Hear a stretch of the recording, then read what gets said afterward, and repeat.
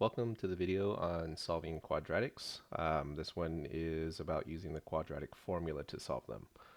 So once again, two main ways that we solve quadratics, algebraically and graphing. So solving using the quadratic formula is definitely an algebraic way.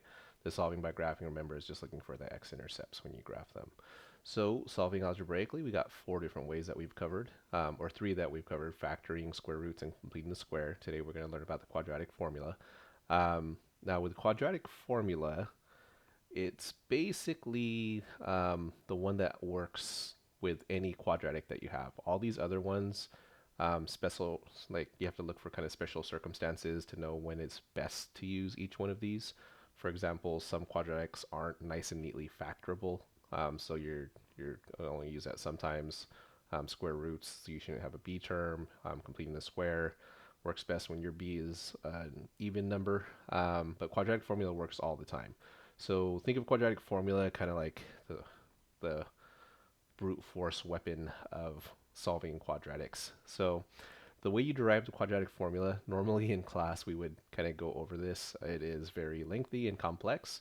Needless to say, I am not going to try to explain this over a video because it'd take a little bit of time, and just if you can follow along, great. If not, just know that this is how it's derived. You basically take the general formula and then complete the square with it, and then you'll end up with the quadratic formula, which is down here. So the quadratic formula is going to be this. It's kind of like the Thor's hammer of our tools that we use to solve quadratics because it's pure brute force. Basically, you just plug numbers in and do it. That's it. So no fancy x's, no fancy completing the squares where you gotta build things. It's just, hey, what's a, b, and c? Plug it in and do it. Okay. So let's go ahead and do this. Now, there's a little bit of prep work that we got to do here, just like with the other ones, except for maybe completing the square. We need to make the right side 0 before we start solving. Okay, we cannot use this formula with the a's, b's, and c's unless the one of the sides is equal to 0. So just a quick kind of practice with that. So your a is in front of your x squared, your b is in front of the x, and your c is a value that does not have an x next to it. So if I take a look at this quadratic right here, my a value is in front of x squared, so my a must be 5. My b value is in front of my x, so my b must be 7. And my c value is this last one that doesn't have an x next to it, so my c is negative 8. So you have to be really good about finding a, b, and c in order to use this formula correctly. And remember, you can't do a, b, and c unless one side's equal to 0. So this was already equal to 0, so this next one is equal to 0. So it's already good to go. See if you can figure out what your a, b's, and c's are. So your a value is a 3. Your b value, there's no number in front of the x, but there actually is a number.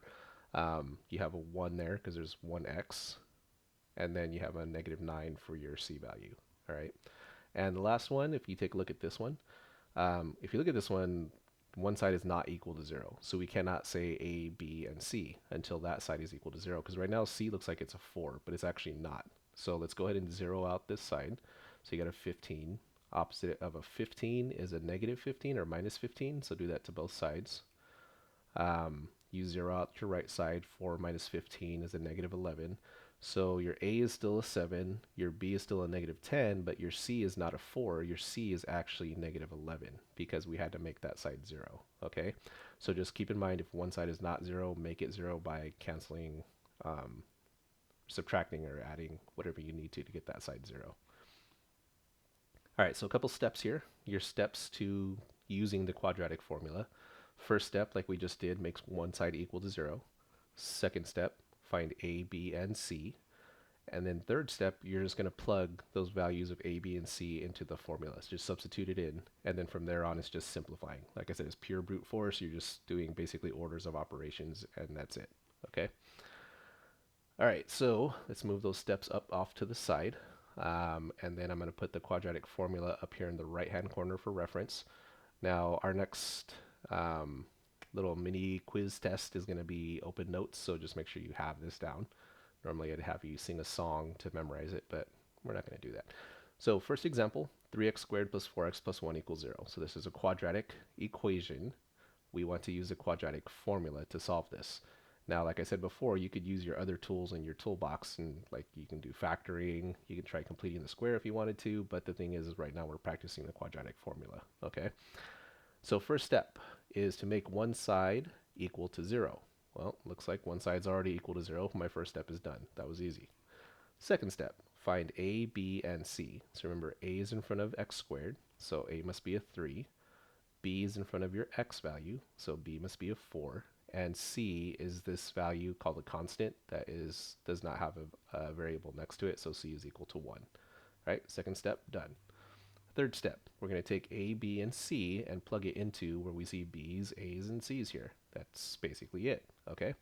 Now, what I like to do, just to make sure that I have everything accounted for, is anywhere I see a's, b's, or c's, I'm going to put a blank spot, some parentheses. I call this my frame.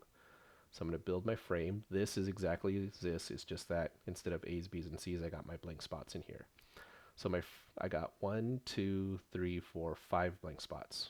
1, 2, 3, 4, 5 letters, right? The 4 and this 2 and this squared always stay the same. So it's negative b, that's my 4. These first two blank spots are both 4s. So 4s go there. That's a b, negative b, plus or minus the square root of b squared, minus 4ac. So 3 goes there, and then 1 goes there. All over 2a, and then so I got another a down here, so another 3 right there. All right, and technically you have your answer right here, but you need to simplify it now. That way we can make it look a little bit more nice and neat. Now the order that you simplify it in is basically just do this in pieces. The first piece I usually start with is this outside. So a negative 4 is just going to be a negative 4. Next part I'm going to do is inside of this square root. I've got to simplify this whole thing. So I'm going to do my squared next. 4 squared is 16. And then I'm going to multiply these three numbers because this is 4 times 3 times 1. So it's a negative 4 times 3 is a negative 12. Times a 1 is still a negative 12. Okay? So again, those all multiply together to be a negative 12. And then I can do this part on the bottom. 2 times 3 is a 6. All right? So that's one kind of long step of simplifying. Let's go ahead and simplify again. I want to finish off this inside of the square root. So 16 minus 12 is a 4. All right, so I simplified the outside, simplified the inside, simplify the denominator. So simplify those three parts. Now at this point, if you remember back when we were solving with square roots, we have a plus minus here. We have to separate these into two separate equations. So I'm going to separate into 4 plus negative 4 plus the square root of 4 over 6. So negative 4 plus the square root of 4 over 6. And then also negative 4 minus the square root of 4 all over 6. Okay? So these two things are basically this step, but with a plus and a minus. All right. Now I'm going to focus on this one. Simplify this side. So I'm going to square root this 4. Square root of 4 is a 2. Now I'm going to finish off this numerator. So negative 4 plus 2 is a negative 2. And then I can reduce this fraction. Negative 2 divided by 6 is negative 1/3. All right. Same thing over here. Square root of 4 is a 2, but it's a minus 2 because there's already a minus sign there. Negative 4 minus 2 is a negative 6. Negative 6 divided by 6 is a negative 1. And you are done. That's it. You solved it. Okay? Now, if you remember, back when we were doing graphing, when we were solving these things, we were actually finding the x-intercepts. So if I was going to graph that equation that I just showed you, this is what the graph looks like. And we have x equals negative 1, x equals negative 1/3. And those are my two x-intercepts here and here. So that's basically, that's how they kind of overlap. You're finding the same thing just in different ways, all right? So that's the quadratic formula. I'm going to do one more example just to kind of show you what this might look like, because sometimes the simplification steps look a little different. So here's another one, another example. 3x squared minus x minus 11 equals negative 4. So let's go through these steps. First step, make one side 0. This side is the easiest side to make a 0, so the opposite of minus 4 is a plus 4. Okay, that's 0 now. Negative 11 plus 4 is a negative 7, or minus 7. Second step, find a, b, and c. A is equal to 3, b is equal to negative 1, c is equal to negative 7. And then now we're just going to substitute into the formula. Again, write your formula with blank spots. Throw your letters into here. It goes B, B, A, C, A. B, B, A, C, A. So B, B, A, C, and then a. Now it's all filled in. Go ahead and start simplifying now. So this front part, okay, whoops, oh, that didn't come down. So we're going to simplify right now. This double negative becomes a positive. Plus minus the square root of a negative 1 squared. That means negative 1 times negative 1, which is a positive 1. Okay. Negative 4 times 3 is a negative 12. Negative 12 times a negative 7 is a positive 84. So be careful with your positive and negatives here. And then 2 times 3 on the bottom just becomes a 6. All right, and then now I'm just going to finish simplifying this inside of this radical. 1 plus 84 is 85. Now my outside is simplified, inside is simplified, denominator is simplified. Okay, so it's ready to be split. So now we're going to split it. 1 plus the square root of 85 and 1 minus the square root of 85. Now the nice thing about this one is this, if you can do a nice neat square root, go ahead and do it. If you can simplify it, simplify it. I'm going to make these a little bit easier for you guys, especially considering the situation that we're in. So if it's not a nice neat square root like an 81 or like a 16 or a 25, I'm going to make it so that it's not going to be simple. You can't simplify it, so just leave it alone. Okay. So square root of 85 is not a nice neat square root. So that's it. You're done. Okay. Just leave it like that. So if you have any questions, feel free to stop by during office hours or contact me if you need any help. Okay. Hope everybody's doing good. Take care. Bye-bye.